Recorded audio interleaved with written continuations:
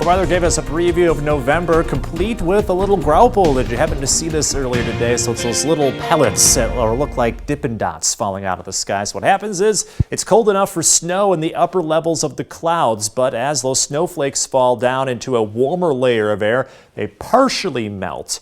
And because they're in that state, they're able to grab onto any of the water droplets still floating around in the clouds themselves. So those stick to that partially melted snowflake and then refreeze, allowing it to change shape into more of that pellet or that little miniature snowball. And that's what ends up falling to the ground, especially if the air stays cold enough like we saw today. Probably didn't last long on the ground, but that's why we saw those little ice pellets or little snow pellets, so to speak, as a result of the conditions lining up just right to provide that into the afternoon at times. And this is what it looks like in case you happen to miss it earlier today. May get more chances in the near future, but right now looking dry and colder for tonight. Cold to the point where we're talking about freeze warnings and frost advisories in northern Illinois and our Wisconsin counties under that frost advisory. Really, either way, you're looking at widespread frost in the morning. So if you still need to protect that garden or your plants, you still have a little time left, but otherwise it's getting pretty late in the growing season. So this might be the end of it as a result of temperatures dropping down below freezing tonight,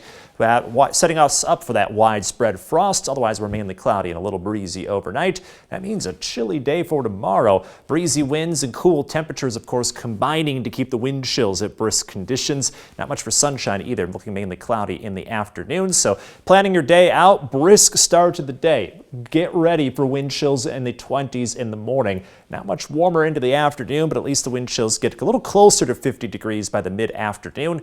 Looking ahead to Friday evening, look for those wind chills to be back down into the 30s. So a brisk end of the day, especially if you're going to be out in the stands for those football games.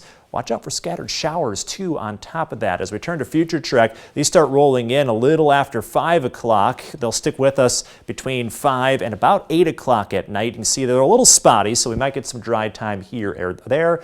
And then they're gone by the time we get to about 10 o'clock. So right in the middle of the evening, plan on some scattered rain showers, kind of adding to the chilly feel in the air. And we stay cool into the weekend, too. Lots of sunshine, but temperatures not warming up much. Plan on highs in the 50s, lows around freezing. And look what happens next week. We cool off even more. 45 for a high on Monday, only 47 for Tuesday at night, down into the 20s or nearby. So really looking frosty into the early part of next week. In fact, may want to hunt down where that ice scraper is. Might need it if you park outdoors. In your most accurate 10-day forecast, we get a bit of a rebound late next week. Temperatures back to right around 60 by next weekend. That's after a brisk end to this week. Now, temperatures today just managed to get into the 50s. It also meant we stayed on track with the 4-degree guarantee, up over $200 tonight, Brittany. All right, more money for us, Alex. Thanks.